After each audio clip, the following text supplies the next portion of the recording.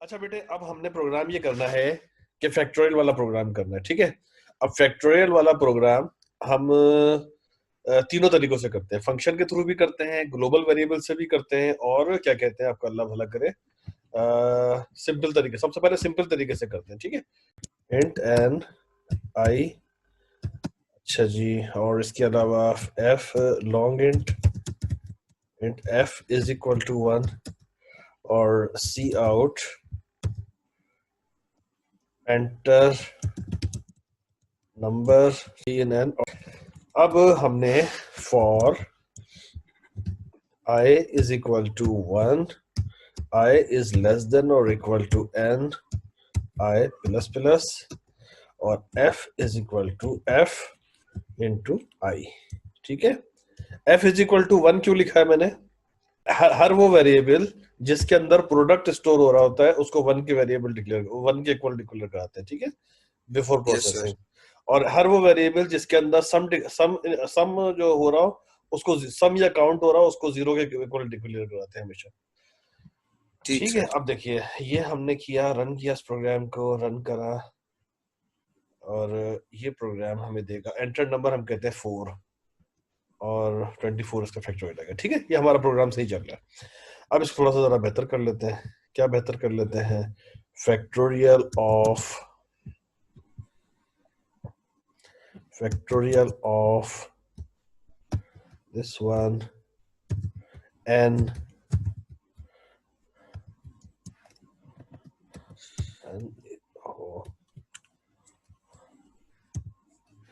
इस एफ, ठीक है। ये हो गया, ये हो गया, इसको बैकस्लैश एन कर देते हैं, ठीक है।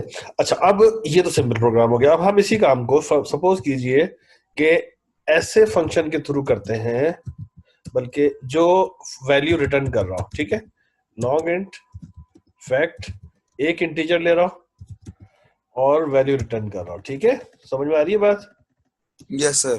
अच्छा, अब ये फैक्टोरियल चूंकि वो लॉन्ग इंट होगा, फैक्टोरियल जो है वो लॉन्ग इंट होगा, इसलिए इसकी रिटर्न टाइप ये जो है वो लॉन्ग इंट है, ठीक है। तो लॉन्ग इंट फैक्ट, और हम n में इनपुट ले रहे हैं नंबर की, तो इंट n1, राइट। उसको वही नंबर कर लेंगे। अच्छा, ये कोई कंपलसरी नहीं है, हम सिर्फ इस चीज को रेफरेंस करने के लिए कि n की वैल्यू n1 में आ रही है, इसलिए उसको बस 1 लगा देते हैं आगे, ठीक है। ये दो डिफरेंट वेरिएबल है। अब क्या करेंगे? फैक्टोरियल कहाँ कैलकुलेट होगा? फैक्टोरियल भाई इधर कैलकुलेट होगा। अच्छा, अब प्रोसेसिंग शिफ्ट करनी है ना हमें।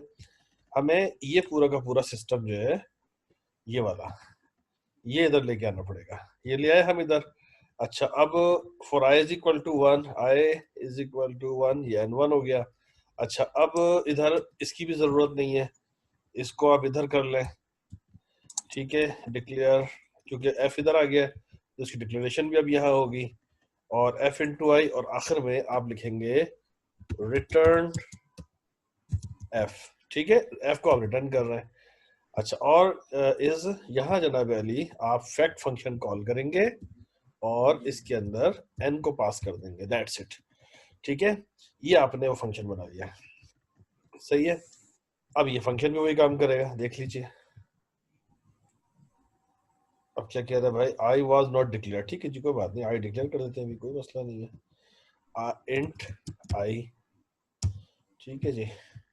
सर आई तो डिक्लेयर है ना ऊपर सर। ऊपर है ना, तो उसका बेटा ये लोकल वेरिएबल है ना, ये इसका स्कोप यहाँ तक है सिर्फ, ठीक है। ठीक। इस बॉडी के अंदर नहीं है, इसलिए वो यहाँ पर एरर दिया उसने। यहाँ डिक्लेयर करना है उसको, उसको वहां डिक्लेयर नहीं करना, वहां आई की जरूरत ही नहीं है वहां पर, ठीक है। सही समझ आ गया। आ गई ना समझ में? ग्लोबल वेरिएबल यही तो होता है कि जिनका स्कोप हर फंक्शन में होता है, ठीक है। आपने सही। 5 लिखा और 120 आ गया, कैलकुलेट कर दिया इसने। अब ये वो फंक्शन था जो कॉलिंग बॉडी से आर्ग्यूमेंट ले रहा था, वैल्यू ले रहा था, और कॉलिंग बॉडी को वैल्यू रिटर्न कर रहा है, ठीक है। अब हम ऐसा फंक्शन डिजाइन करते हैं जो कॉलिंग बॉडी को वैल्यू रिटर्न नहीं कर रहा हो, अपनी वैल्यू खुद प्रिंट करा रहा हो, ठीक है, लेकिन कॉलिंग बॉडी से वैल्यू ले रहा हो, ठीक है। Is it clear? Yes sir. ठीक है। तो ऐसा फंक्शन जो कॉलिंग बॉडी को वैल्यू रिटर्न नहीं कर रहा होगा वो वाइड होगा, सही है। ये नहीं जी वाइड हो गया वो फंक्शन, लेकिन क्या कर रहा होगा, अपनी वैल्यू खुद प्रिंट करा रहा होगा, तो वो रिटर्न नहीं करेगा, ठीक है। वो रिटर्न नहीं कर रहा होगा, वो सी आउट कर रहा, बल्कि वो ये कर रहा होगा, ये काम कर रहा होगा। सी आउट की स्टेटमेंट पूरी की पूरी यहाँ आ जाएगी उठ के।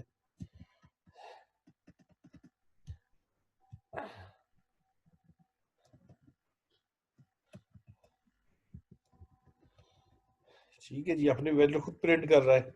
और एन कॉल को इसमें क्या किया देखें, इनपुट ली जाएगी मेन बॉडी में, ये वाली, ये ले ली इनपुट, और फैक्ट फंक्शन को कॉल कर लिया, ठीक है। अब ऐसे फंक्शन जो अपनी प्रिंटिंग खुद करा रहे होते हैं तो उनको जो है इस तरह कॉल किया जाता है, ठीक है। इसको रन करके देख लीजिए कि ये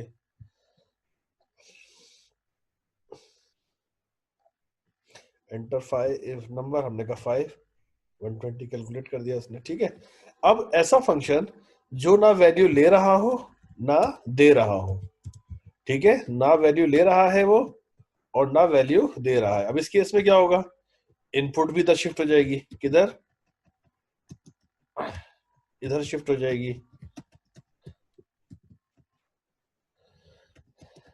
इधर आ जाएगी, और इसकी जो सिग्नेचर है इसके अंदर वॉइड आ जाएगा यहाँ। अब वो ले ही नहीं रहा कुछ भी, ठीक है।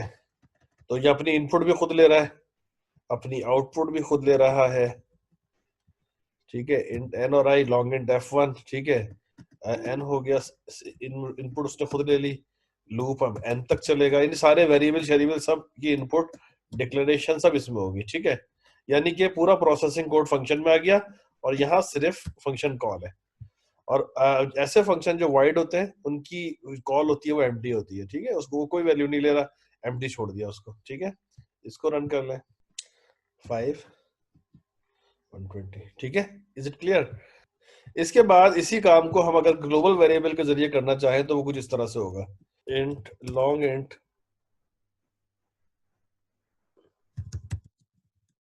f इज इक्वल टू 1, ठीक है। और आपकी जो इनपुट है इंट n, ये यहां लेंगे आप, इंट n, ठीक है जी। उसके बाद आपका अल्लाह भला करे, इनपुट n की आप उसी बॉडी में लेंगे, इनपुट आप उसकी यहीं लेंगे, और उसके बाद फैक्ट फंक्शन को कॉल करके उसके अंदर n को पास कर देंगे, ठीक है। और आउटपुट स्टेटमेंट जो है ना इसकी तरह जाएगी, C out factorial of n is f, ठीक है जी। और यहाँ आप ये करेंगे, इसको n पास करेंगे, इंट n1, और ये जनाब है इसकी डिक्लेरेशन, इंट आपका अल्लाह भला करे long int f is equal to 1, अच्छा f दोनों में f आ गया, ठीक है जी। लॉन्ग इंट f, या अब इस अंदर की जरूरत नहीं है, एक दफा डिक्लेयर हो गया, बार बार डिक्लेयर करने की जरूरत नहीं है। Now print, now run it, run this program, 5 और 5 is 120, ठीक है।